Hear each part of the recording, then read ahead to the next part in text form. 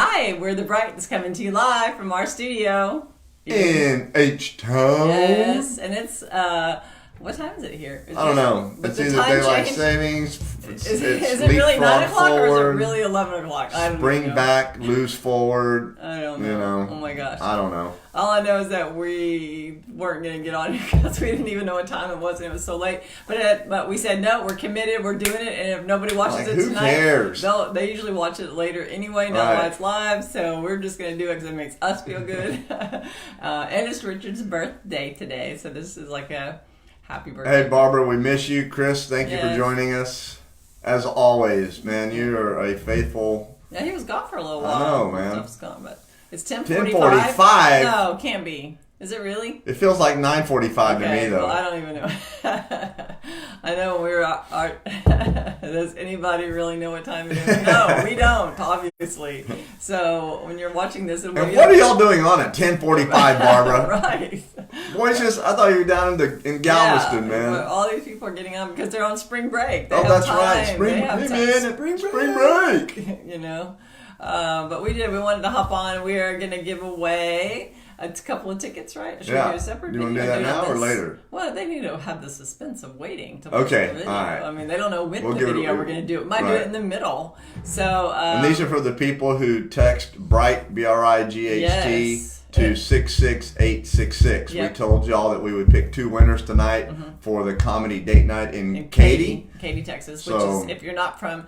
if you don't know where that is, we are Katy, Texas. We're in Houston, and Katy is about 30 miles from us, probably 30 minutes, maybe 25 miles. I don't know, but it's not far. So we're doing a comedy date night at Parkway Fellowship Church on March the 27th. And so we're going to give away a couple tickets to that. And we've got tickets coming up in the next couple weeks for the Lakewood Comedy Date Night and the Aspire Church Comedy Date Night. So we're actually doing several comedy nights in the Houston area, which we have never done before. So that's pretty exciing. Jason, what's up from Tampa? He's a friend of ours from Tampa. Yep. So... Barbara said, how much weight have you lost? Richard? I've lost 42 pounds. Yep. Give 42. Or take a pound. Yeah, yesterday was 41. Today you lost another pound. So I don't know. I've never met anyone that's lost weight that fast. And 2 months, he has lost this much weight. And usually Sunday evening, 7 o'clock, I'm like, we have to do a video. And I'm so tired. And tonight she's like, I know it's late. I'm like, I'll do a video. I'm fine. I don't know. It's the energy. So yes. And the fact that we are going to talk about nourishing our marriage. And we're going to nourish our marriage tomorrow. When we go fishing together. So we're going fishing in the morning. Pray for me, please, in the name of Jesus. She is like all freaked out. Because he told me, okay, you want to know why I'm freaked out? Let's just going to get really deep here right off the bat. The reason I'm freaked out because all the fish you're going to catch? We were talking about coffee, and he has these thermoses, and then I made me some little frappuccinos that we were going to I could put over ice, and I'm thinking of all this water I'm going to drink, because I drink a lot of water. And then I said, I get to, there's places to go pee, right? And because we're going to be on a boat, but I thought we were going to pull up. He was like, yeah, I'm not in the ocean, right? And he goes, no, you don't have to pee in the ocean. I was like, thank God. And he goes, you can pee in the bucket. Y'all, I thought it was a joke. And so I'm laughing, and he's serious, and I see his face, and then I realize that he really thinks I'm going to pee in a bucket. Yeah. And I start crying. Didn't I? I literally started crying. Like I was a little girl. I saw the 6-year-old Girl Scout. I don't want to be outside. And I'm oh my God. Because childhood trauma issues are real. It was a trigger. Oh my God. Oh my gosh. I didn't even know that. I felt like Satan in the flesh, man. What did you ask her to do, meanie? Pee in a bucket because we're out in the ocean? Because, I was raised in a family. There were 5 daughters, and then there were 4 younger ones. We would go on vacation together. So my parents would put us in a station wagon and go 8 or 9 hours to Arkansas or wherever we're going, or Colorado. Station wagon, And so then my dad would make us stop on the side of the road. Just a drop in a bucket. No, he would Thank you, Chris. Stop on the side of the road, and then they would open the front side passenger door, then they'd open the back one, and it was like your little stall. Yeah, my parents did that too. And then you had to pee. And then as soon as you were committed, anxiety. They would take off. And then I'm just standing there holding my thing in my hand, and everybody's honking, and I'm like, my dad thought it was hilarious, so I'll still do it. I'm not scared anymore. Well, you ought to be really scared. I don't have all that going on for me. I just have. Because I'm a 7. I'm an enthusiast. Yeah. I'm a 3. I'm an achiever. I want to do it right. You're going to. Right in the bucket. Right? No. So I just told him, well, I'm not drinking anything. Then I'm just not going to drink anything. I'm not going to drink anything. So I want to go. I really do, because I want to nourish my marriage and nurture it too. But oh my gosh, y'all, please pray for me. So today in our marriage class, we actually taught a marriage class this morning, and we talked about nourishing our marriage. And so we thought we would just kind of touch on a couple things that we talked about this morning. It's just so important to nourish your marriage, guys. It's so important to learn new things about each other, to let go of bad habits. You know, we're always learning in our marriage. One thing that we've realized after 17 years, you know, we've got the old things that we say that, you know, when you first get together, the tingles last 18 to 36 months. The newness wears off. Then there's a time we stop living as me and we start to live as we. And on average, that only takes 9 to 14 years. And we realized after 17 years of being together, being married for 15, that it takes time to unpack some of this stuff. Some stuff you can unpack and deal with it and move on. But there's some stuff like peeing in a bucket that is childhood trauma. And and it triggers a real emotion out of us. And if we don't know how to handle that emotion, and if we don't know how to take that emotion that she gave me, and at the time, luckily, we've been doing this long enough that I'm like, baby, and I was there to support her. Right. And, you know, but there was a time he I'm was like, hey, you just got to go in a bucket and get over it. You know, who cares? Yeah. You know? Yeah. And I knew that I couldn't be that, you know, and I didn't want to be that way. There was a time that I was like that. But it takes time to work through these things. And when our marriage is not in a good place, it seems like it just takes longer for this process to work. But it will work if we just don't give up. Yeah, we've got to give our marriage constant attention, you know. Like, we always need to be figuring out, how does my spouse want to be loved? How do they need to be cared for? And the way that you've done it all along might not be the way. We're always evolving, always changing, always growing. And what worked 5 years ago, or what worked 20 years ago, or what worked last week might not work now. You've got to always be communicating about it, talking about it. How do you feel loved? What makes your spouse tick? You know, what are their love languages? What are their personality types, their temperaments? The Enneagram, you know, we've been talking about that a lot. That's a huge thing, is to learn. That's about your emotional health, and then it lets you kind of see where you are emotionally, and you can grow in that area.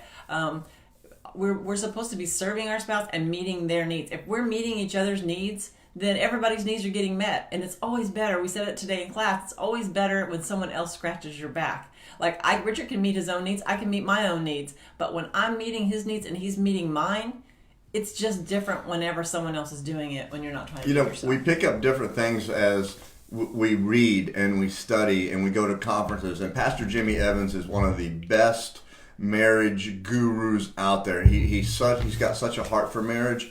And I remember him saying that two selfish people in a marriage are going to struggle, because marriage is all about selflessness. And when I heard that, I was like, wow, because at the time, it was probably 5-6 years ago, the first time I heard it, and I thought, man, some of the stuff I do in my marriage is very selfish. And I'm like, how do I not? But we had to talk about it. We had to pray about it. We had to work through those things. I had to let God heal me in those areas. And so these are real aspects of marriage that happen all the time. And, dealing with our issues and dealing with our problems is an everyday thing, because there's two things we told the class today that are going to happen in your marriage. It's either going to get better or it's going to get worse. It will never stay the same. But the natural progression in marriage is to get worse. That if you don't do anything other than we're just going to love each other and we're just going to hope it all works out, the natural progression is for it to get worse. Yeah. And we intentionally have to do something every day. It's not something like, hey, I did something last week. Well, that was great. But man, and Pastor Jimmy Evans again says all the good deeds that we all do expire at midnight. And you got to start all over again fresh the next day. And when you hear these things, that's just great information, because when you're struggling, you realize, man, today was a good day, but man, we got to do it again tomorrow. and the next day and the next day and the next day. Yeah. And we have to be always just evaluating that. Like, what does that, not like, well, I told you I loved you when we got married. If that changes, I've heard that story. Y'all heard it, I'm sure. If something changes, I'll let you know. It can't be that. We have to constantly be talking to each other, and the other person has to be feeling loved the way that they receive love. And what does that look like? Evaluate that. Talk about that. Because you might say, oh, well, I'm an 8 on that scale. And then you talk to your spouse and they're like, I'm feeling a 2. We have to be able to talk. And then there are people in marriage sometimes that don't say anything.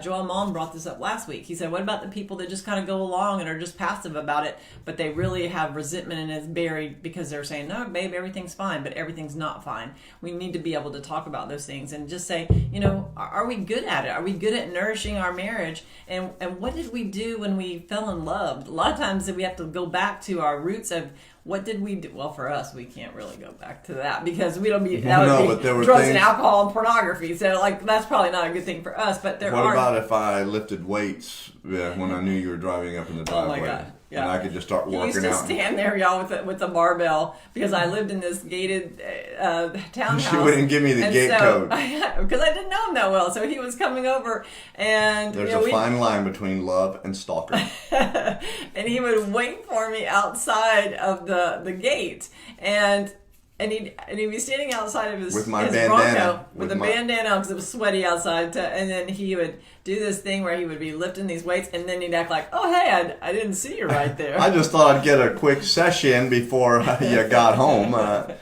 sometimes we need to go back and look at what did we do to fall in love? Like, how did we nourish each other when we were dating, when we were trying to win over our spouse? You mean when I was chasing you? Yes. When you were in stalk with me. When I was in stalk with you. Yeah. When I was trying to impress you. When I was trying to impress him and told him that I love to go fishing. Yeah. Fishing. I love to go fishing, hunting, hiking, basically anything with an ing. And I'm like, nah, lying. Well, I do like fishing. I didn't lie about that. He didn't understand the type of fishing that I like to do. I like to fish in a lawn chair, sitting on a I don't know, like where there's grass and there's like an umbrella and I can fish, and that's fun fishing to me. You know what? No, you don't get dirty. I'm glad you brought that up because that's your value, and to you, that's fishing. Right. To me, I'm like, that's really not fishing because it's not real fishing. It's not real fishing. Yeah. To me, real fishing is putting on a wade belt, getting the bait bucket, getting some bait and wading out into the water. Like she said, attracting sharks with the bait bucket, which I've never really thought about until she said it. But that's how I value fishing. So when your values are different, you have to talk about it because it's going to be a rub. She expects the house to be clean, and we call it Sherry clean because she wants it clean. Like you can eat off the floor. That's how clean that's how her house and our house, because it's not her house, it's our house. But that used to be a rub for me because to me, sweep over it really quick, mop it a little bit, and as long as it looks clean, it's clean. No, but I value cleanliness. She values cleanliness. Yeah. And so that was a huge issue. The way that I used to eat and the way she ate, that was a huge issue. Not like the way we ate, like Right. Don't you know how to use a fork? That's what my hand is for. Yeah, not the way we would eat, but what we would eat. Right. That's what you're talking about. And so she would like to eat healthy and eat greens and make sure we had a salad and then a smaller meal. And I'm like, hey, eat a big meal and a smaller salad. So, we had a lot of different values. Now, we valued the same things. We both wanted a spiritual life. We both wanted to pray. We wanted to raise healthy children. We wanted to be healthy in our lives. Yeah. Those kind of values, yes. But, man, the way that we see things differently. Yeah. And this is just starting to come to fruition for us because we thought we've talked about it a lot. And we've worked through some stuff a lot. But then when you get down to the nitty gritty, it becomes very hello from Cabo. Hey Roxana, okay to rub it in. Rub it in, Roxana. So anyway, you just start right. So when you get down to the nitty gritty of it, we're so different that we have to celebrate those differences and we have to accept those differences because what happens is we start to turn on our spouse when they start to display these differences that we don't agree with. And because to us, it's not. We have to get out of the mentality of it's wrong. It's wrong that you think like that. Right. It's not wrong. Your way is not necessarily wrong. It's exactly. Just it's just the way that they've learned it. That's how. And so now we have to come up with a way that works for both of us. Mm-hmm. You know. Mm-hmm. So there's a lot of little hearts going off like that. So, like, I know Roxana and Patrick, they are in Cabo right now. They're always nourishing their marriage because they go on vacation. They take time. We went Friday night. Richard's birthday is today. And Friday night, on Wednesday of last week, I thought, oh my goodness, his birthday is Sunday. Like, all of a sudden it hit me that it was March. And we've just been busy. And so I thought, what are we going to do? Like, I don't want it to just be I want to make sure every birthday is special, you know, as special as we can make it. And the Eagles, we love to hear the band, the Eagles. And we just went to Vegas and heard them in October. So we weren't really thinking about going to hear them in Houston. But I looked online and I got great last minute tickets. And so I surprised them Friday night, like 2 hours before. Yes, we did raise Area 51. Yes. And we love Area 51. Yeah, we do. Thank y'all. Those are some great cats, man. So we went to see the Eagles. So rated. Yeah, rated. So that's one way that we nourish our marriage is to try to do things that, like, I know that he really loves the Eagles, and I've learned to really love I love them from when I was a kid too. So it's something that we do that we have in common. We don't have a lot of Thank you, my brother. Everybody wants to know how old I am. I am 35. Okay, can I just tell y'all this? That Richard today is the same age as me. So for 2 months out of the year, he is the same age. But the rest of the year, for 10 months out of the year, I'm a cougar. Woo. I even have on my leopard. Man, you're scaring me. Yeah. So we're not going to stand here long. It's late. But we just want to say it's so important, guys, that we have to every day be intentional about our marriage. We need to see what makes our spouse tick. Learn to just not always have this rub about everything that they do that's different than you. We're so thankful that we have some things in common, but we have so many things that are not in common, that are different, but it helps us to balance because he's good at things I'm not good at. The stuff that we have in common is common, right? But the stuff that we don't have in common goes to the next level. When we embrace that difference, it takes both of us to a whole nother level. And Pastor Jimmy says it again. Sometimes I have to come out of my world and go into her world. And sometimes she has to come out of her world and come into my world. And when we do that, that's edifying one another. That's taking care of each other, you know. And, you know, the world wants us to fail. You know, Satan wants us to fail, you know, so that we can just keep perpetrating misery and hurt and pain and just keep on living it and rehashing it over and over with the next person, with the next person, with the next. Man, why not heal ourselves? Why not get where we need to be on our own and do it together? And when that happens, man, we're building a foundation that's going to last a lifetime. That, man, we have something to celebrate. And that we're the reason, why are y'all so happy? Because we freaking made it. We went through some crap and we survived. Yeah, and we're still standing. And we're still standing. You know, it could have taken us out, but it didn't. You know, and some people I know our story, but some people don't. And we've been through some stuff, and we're not this perfect Pollyanna couple that like everything's been good for us. We should not be on this video right now. We should not even be married right now. Like the statistics were like so stacked against us in so many different areas, but we just kept prevailing. We just kept trying. We kept getting back up and getting back up. It's not how many times you fall, it's how many times you get back up. And each time you get back up, you get a little stronger, and we get a little more unified and a little more like, oh my gosh, we can't just like we were just wearing each other out from like finally just. You know, I think that's a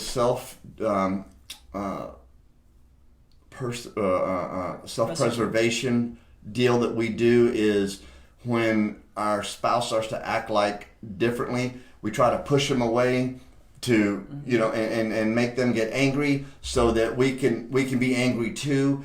Because I used to do that all the time. And like, I'm sure there's a term for that. And I would try to pick a fight because then if she's angry at me, then I'm angry at her and I have a reason to do the stuff that I want to do. Now I have a reason to drink. Now I have a reason to watch pornography. Now I have a reason to do some drugs. Because if you weren't such a, you know, so angry and so like that all the time, you know, instead of going like, oh my gosh, she's trying to see the best in me and she doesn't want me to be like this. She wants me to be healthy. She wants me to be strong. She wants me to be able to stand for our family and protect our family. Instead, you know, instead of picking up a bottle or picking up a bag of cocaine or doing something that is going to be selfishly to benefit me, She was wanting me to rise up and do something to benefit all of us. And I think when he stopped thinking that I was always out to get him and I was always trying to ruin his, I wasn't a buzz killer about everything. You're trying to harsh my buzz. Yeah, stop being such a buzzkill. But I just I wanted us on another level. I wanted us to work as a team. I wanted us to be one flesh, like the Bible talked about. I wanted something different. I'd been married twice before. I wanted something different. And the only way to do that is to press in or for us to do that. And we had to start talking about, what do you fear? What are your fears? What makes you happy? What makes you tick? Like, we needed to start getting deep into that kind of stuff, so we weren't just constantly, it seemed like we were just constantly at each other about everything. Everything was just irritating, just constant.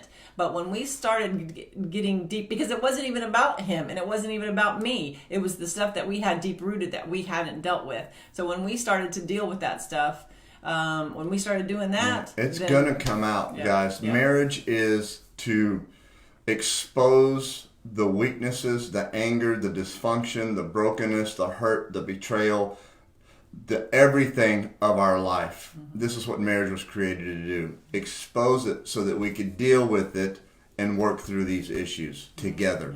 Right? And that's what builds a strong marriage. I can't fix myself. I can't save myself. If I could have, I would have done it many times when I just said, I can't do this anymore. I can't do this anymore. But you know what? God gave me a spouse to help me go through this and to help me walk through that.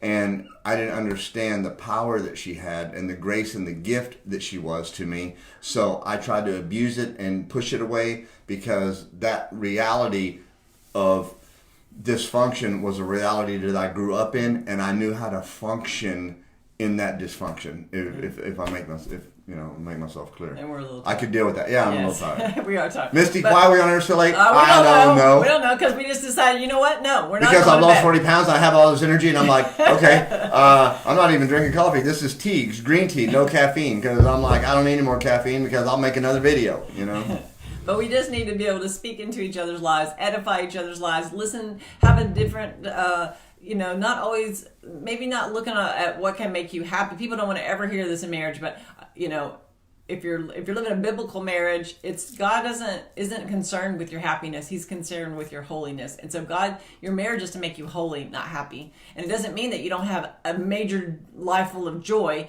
but you don't want to just be happy, because happy is fleeting. Happy is up and down. Happy is emotional. It's, what have you done for me lately? He wants you to have joy. Yes. He wants you to have your marriage to have joy. Even when you're not getting along, you still have joy. You still have joy. And you still know that at the end of the day, we're still going to be okay, and we're still going to make it, and we're still going to be all right. We're just going to go through some stuff. So we just want to encourage you guys to nourish your marriage, do something every day to find out what makes your spouse tick, talk to each other. What did you do when you first started dating that was, that you did to win that person over? Maybe you got to go back to some of that and figure out what did that look like, and talk about it. Your spouse will usually tell you the things that they, that they want. So it's his birthday, y'all. We gotta go. We gotta get him go fishing in the morning so I can pee in a bucket. Baby, you're I'm not peeing in a bucket. I'm not. Yes, No, we're not. We're gonna do.